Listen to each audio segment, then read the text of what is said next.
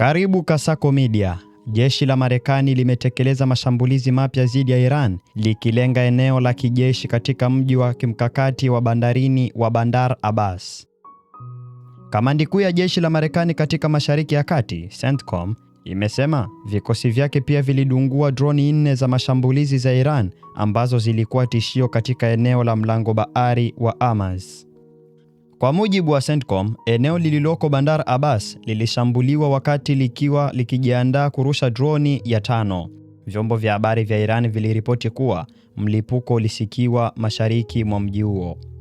Mashambulizi hayo yanakuja wakati wa usitishaji mapigano wenye hali tete kati ya Marekani na Iran, pamoja na mazungumzo yanayoendelea ya kumaliza vita vya miezi mitatu vilivyosababisha usafiri wa meli katika mlango bahari wa Hormuz kuvurugika na bei za nishati duniani kupanda kwa kasi.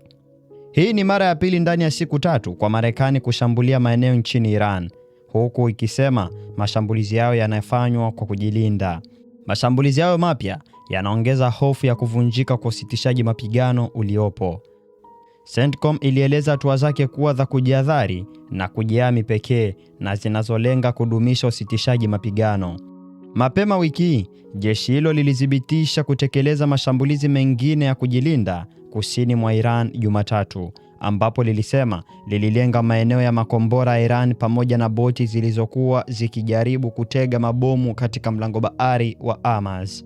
Kutokana na mzozo huo, maelfu ya meli za biashara za mafuta zimekwama katika eneo hilo. CENTCOM imesema mashambulizi yao yalilenga kulinda wanajeshi wa Marekani dhidi ya vitisho vya vikosi vya Iran.